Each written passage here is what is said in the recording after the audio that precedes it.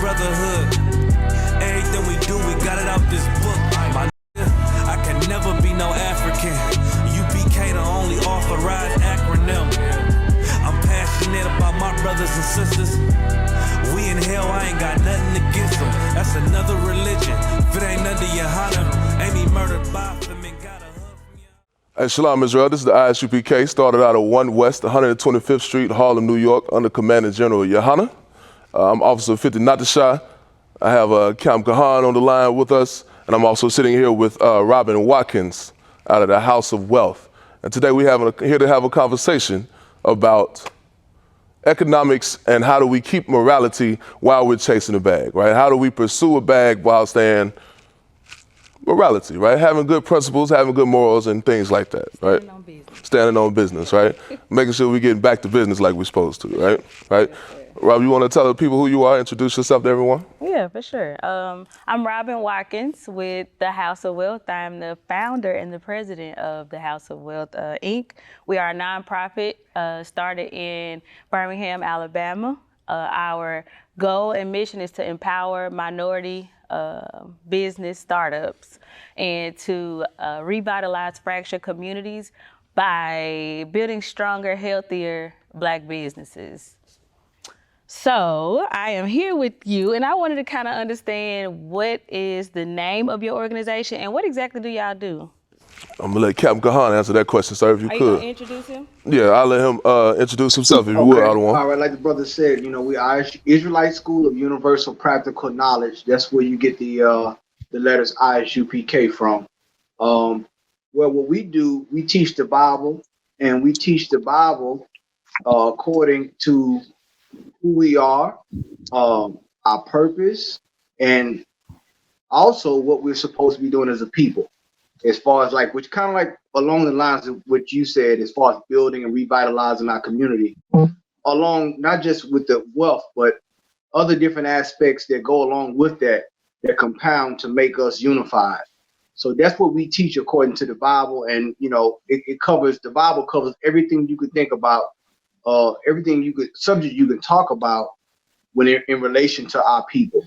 So that's what we do in our school. We're also a nonprofit. And what we do, we go into our communities, we feed, we clothe our community, we house our communities, we educate our communities.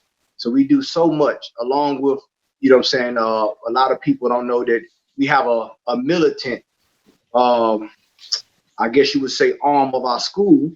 We're militant. A lot of people consider us, you go to the Southern Poverty Law Center, ain't no secret, they consider us a hate group. Right. But we consider ourselves a love group because we love our people. That's right. And we also know that you can't have love without hate. Love and hate are complementary, and that we have a balanced approach when it comes to the preservation of our people and the preservation of what we're going to talk about today, our economics. Okay. I like the fact that you brought up the wealth portion, and I just wanted to make sure that we have an understanding on the term wealth. A lot of people see the House of Wealth and they go straight to the wealth part of it, like, oh, they got money or money, money, money. And I'm like, that's riches, and that is a major part of wealth, but wealth is being abundant in all areas. What's being rich if you have no peace? What's being peaceful if you are not sane, and what's having everything but not having a family to share it with, so being abundant in all areas and having that balance between all wings, and they all come together to make a body. That's what wealth means to us at the House of Wealth.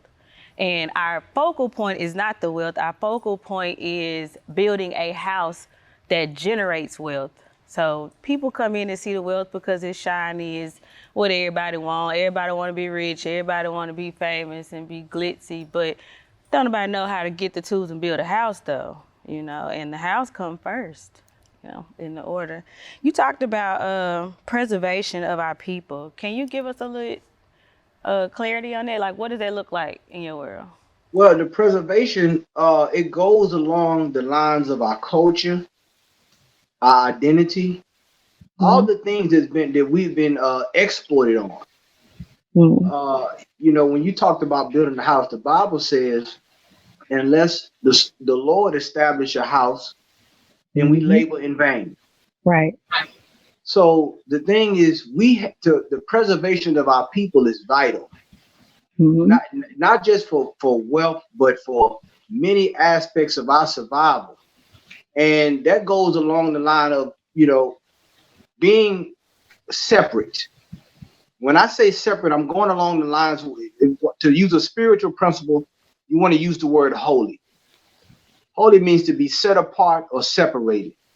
And that is something that we have been deprived of. And mainly, I know we coming up on Martin Luther King's birthday, but the civil rights movement of integration that took that away. Mm-hmm. And it also took away the wealth of our community. I want to emphasize that because I know we're talking about wealth and there's many aspects, but it took away the wealth of our community. It took away our cohesion as a people when we integrated. So I don't want to, expound. Let me know if you need to stop me. You want to go further into it, but I just want to touch on that word preservation, because preservation is what we need to sustain ourselves. For sure. Okay. If you want to continue with it, then that's fine too. But I have a couple more questions for you. Okay, well, I mean, like once again, we don't believe in integration. We believe integration. What it did was it siphoned off the economic base of Black people. Because Mm-hmm. instead of going to our restaurants, because believe it or not, segregation had its good points. Mm-hmm. It had because it made us stronger economically. We couldn't go to that restaurant, so our dollar had to circulate in our own community. We became more innovative. That's right. We became more creative because we realized in America that it was a competition. And I think we lost that today in America. I think we lost that understanding that America is not a utopia. America is a place where every nation of people come here to compete for resources, to compete for jobs, to compete for whatever aspect they have in America they want to compete for. And we lost that with integration. I don't like the term loss, but I'm gonna let it slide. I would say sacrifice. I feel Hey, like Like look, we hey, are so, hey, winners by birthright, I'm willing. so I'm willing to we get. don't lose. I'm It's sorry, I mean to good. cut you off. I'm I willing know to you get. good. I mean, look. We here to have a conversation, and listen. And For that's sure. another thing with Black people. We have to understand that we may not always agree, but about the Bible says, above all thy getting, get understanding. So Right. I think I think one of the things that I want to get from this conversation, I'm sure that you do too, and for our audience members, is the clarity. We want to have that understanding. Yeah, and for me, it's the awareness and being exposed to something different and being able to, um, I guess, expose my audience and my following to another way. I'm sure there are. I'm just a bridge. I'm not the destination. I'm just here to point people in the right directions. Um, One of the questions that I do have for you, you did an interview with ISUPK San Antonio, and you said to get rooted, you have to do the work, right? Can you elaborate a little bit on the work you were speaking of? What does work look like? Work look like I'll give you some examples. Work is getting into the communities, dealing with counseling. With what we do, we deal with a lot of people have psychological issues, drug Right, Right. issues, right, Right. alcoholism. A lot of sisters come in from prostitution. That the work is unpacking all of that because a lot of these addictions are not the problem. There's something that's just a surface level. There's something spiritual. We have a saying in the UPK that your mental health is tied directly to your spiritual health. Mm-hmm. And a lot of people don't understand that part. But the work is getting into your communities, bringing your skill set. You got a lot of right, Right. brothers and sisters who have skills, who have degrees in academia. The problem is we're giving that to another race of people. We don't give that to each other. right. Right. You understand? Yeah. We give that, we outsource our love. And the head of our school, Commanding General Yohana, said something that was so paramount and that I keep with me to this very day. He said that you cannot have a strong nation if you keep giving love outside of it. So if you give love outside of your nation, guess what else you're giving them? You're giving the best of everything. Everything. Everything. Your best scholars, your best in academic. Look what happened to Claudine Gay recently up there at Harvard. We giving these people the best of us. You have black people in America who will have master degrees in city planning. They know how to lay out a city. They know what all you need to have a city, but they're not working for us though.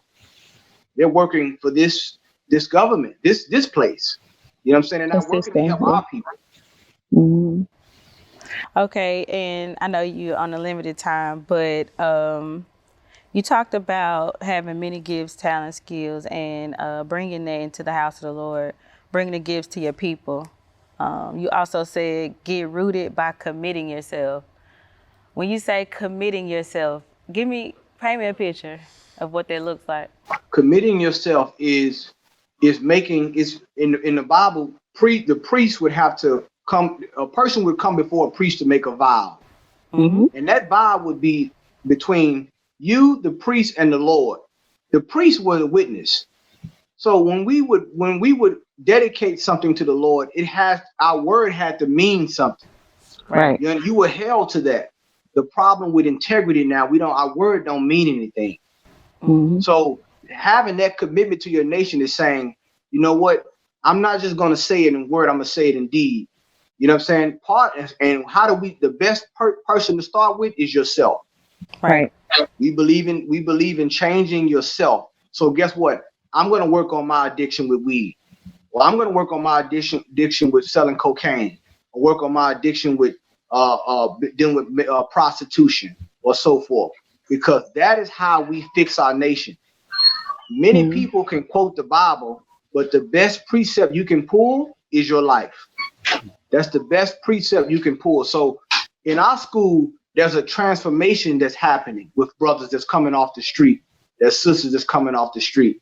And what they're doing, they're making not only a commitment to their nation, but a commitment to their self. Right. Because in order for a nation to be better, I have to be better. I am a living representation of that.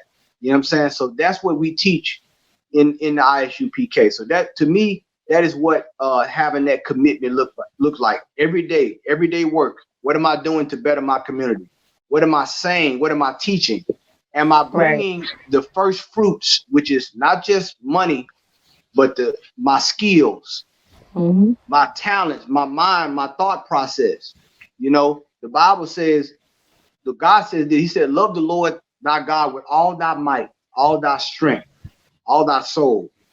There's a reason He's saying those things, because if we love Him like that, and love is an action word, it's not something you say. Love is something that has to be performed. It's a duty. So when we do that, what happens? We start to see our community start to be revitalized, to be reborn. You know what I'm saying? That's what happens in our community. Okay, so I got two more things and I'm done with it. But you talked about, and I don't want to keep talking about that one interview, but you said some profound things there that I kind of wanted to kind of elaborate on, because it was such a short interview. But you talked about the work being an investment, or looking at the work as an investment. Can you elaborate on it just a little bit? Yes. Well, the best investment you can make is in your people. You have a lot of black people in economics, a lot of our people that deal with stocks and bonds. Well, our king, the one most people call Jesus Christ, we call it Yahweh Mashiach in the Hebrew, a black man. He gave a parable about a penny, and he gave a penny to each one of his servants. And he told his servants that I'm going to leave. I'm the master. I'm leaving. But I want you to invest. I want you to trade and increase my penny. You understand? And a part of that investment is taking what we have. It's almost like, I hate to use the term, but they say sowing a seed. So meaning you taking, let's just say you're a carpenter. All right?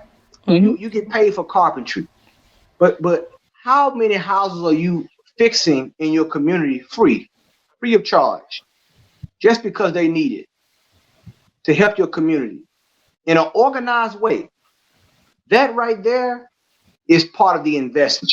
Because what are you investing? You lose. You may not make money, but you're investing your time. Right. You understand? You're investing something that a spiritual principle. You're investing your time, your labor, all those things.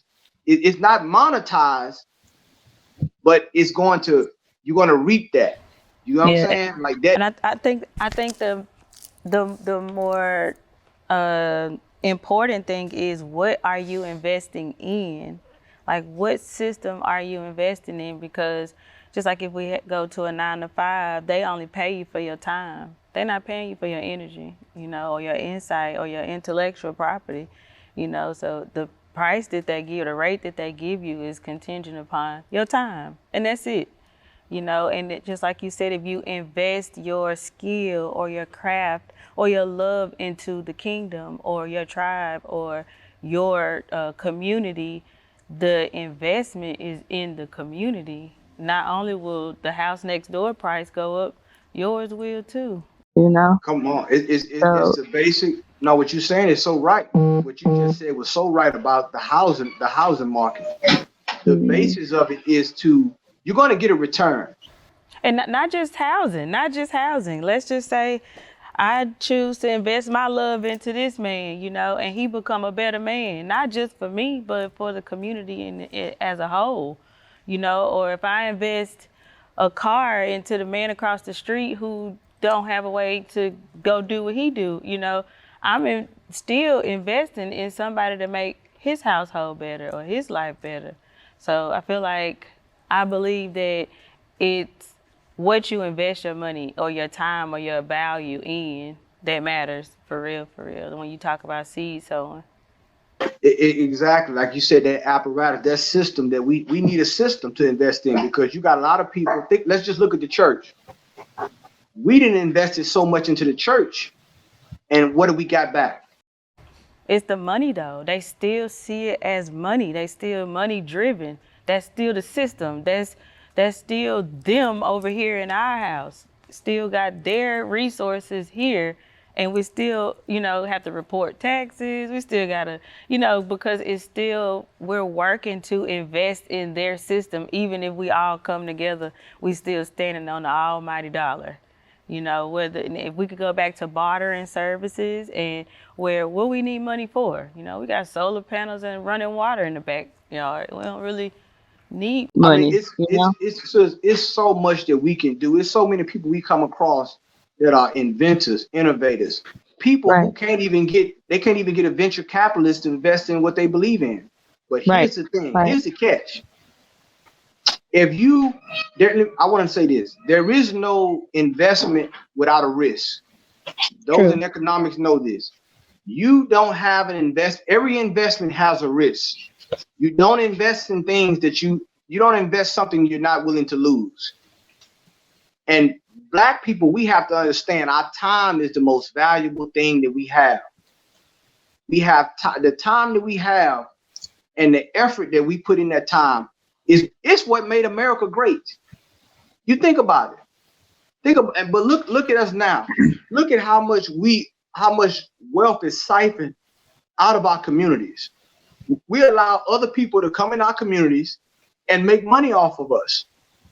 You understand? With no cost. The Chinese, they have a restaurant in our community, 2 or 3 restaurants, and they send their kids to Yale off of our chicken wings and fried rice.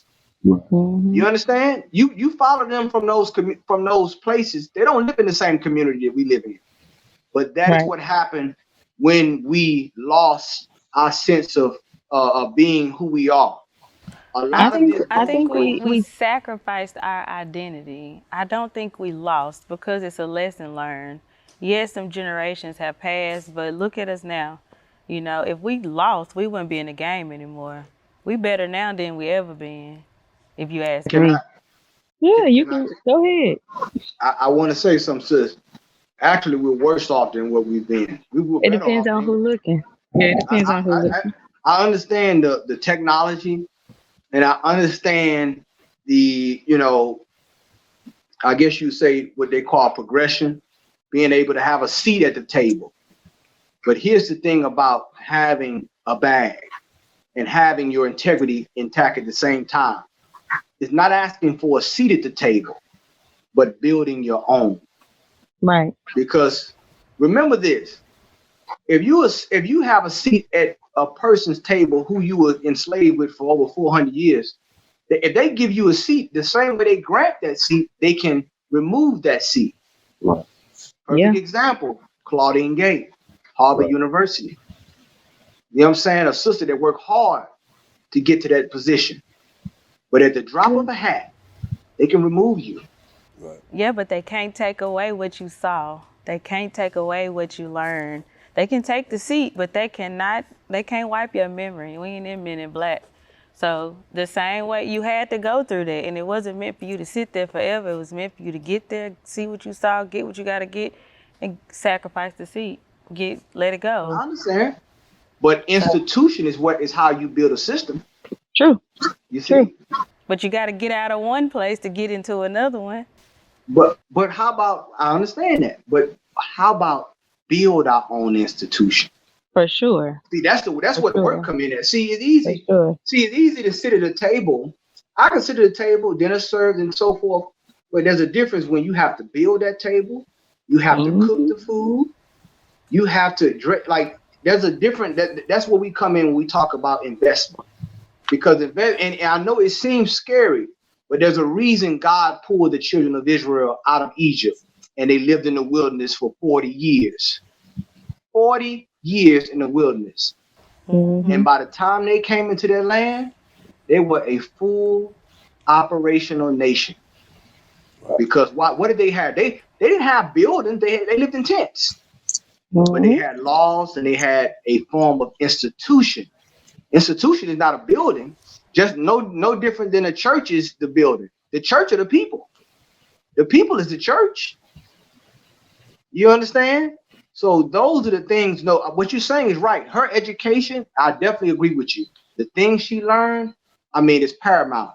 Now, what do we do with what we learned? Do we take that and we go to another institution, or do we say, you know what? I learned enough. So now let me try to put a system together for our people that we can't be removed. You know what I'm saying? Like that's what the so-called Jewish man does. He has an institution. Nobody is going. He has built up an institution so strong that he is on the board of trustees at these universities. He funds these major institutions. That's right. So these are things that other nations have done, and they do it because they have solidarity with their people. And I think when we look at wealth, you have to have that point of solidarity. You can't have wealth, what they call generation. They're saying now generational wealth, which I love that term because generational wealth has to do with identity. Like you said earlier, it's a heavy point. Well, yeah, we believe in intergenerational wealth, where it's not just for this generation. It can go from 1 to 10. It carries out throughout multiple. Generational is just lateral. That's just now. But I hope this is not the last time us meeting with this beautiful sister. Got a beautiful spirit, and that's doing something for her community, and that's reaching out. And we want to do. And I want to leave the door open, sis. We want to do more interviews, and we can get. This is just the surface level, but. Oh yeah, because I got 2 more questions for you. So you owe me. I'm gonna see you again. I'm with it, sis. We at your service. That's what we are part of. We are also servants to our nation. So we are at your service, and we want to come back and link up with you. There's so much we can do, so much we can talk about. And I want to tell you behind the scenes that we have actual blueprints and things that we can do the building work. We have the layground for building up Birmingham, building up Black Birmingham, building up Alabama. Forget about it. The knowledge the Lord gives us is, it's infinite. For sure. And I appreciate your time. Thank y'all. I hope y'all enjoy the rest of the interview, sis. I'm gonna salute you out. You salute the brother out. Shalom, in our Hebrew tongue. Shalom Yahweh Shema Shabbat Katham. Shalom, Yahweh Shemala, Thumba Shem Yahweh Shah. Lord be with y'all. Israel, the Israelite School of Universal and Practical Knowledge, under commanding General Yohana, presents the Lord's 55th annual Passover. That's right, the Lord's 55th annual Passover is rapidly approaching. Commanding General Yohana is calling for all blacks, Hispanics, and Native Americans to remember what the Lord did for us by saving us from our oppressors and choosing us to be a special people unto Him, the real Jews and Israelites. Passover will be held in Durham, North Carolina. Pay your Passover fee. Anyone 17 years of age or older must pay $200. Come and enjoy fresh lamb, unleavened bread, and the Spirit of Christ. Can't wait to see you all there, Israel. Shalom. Cabins on streets and corners, all is feeling righteous. Real particular, nobody else there to compare to. Train for war, men of war, and warlike apparel. Prefer our leaders, can't get between us.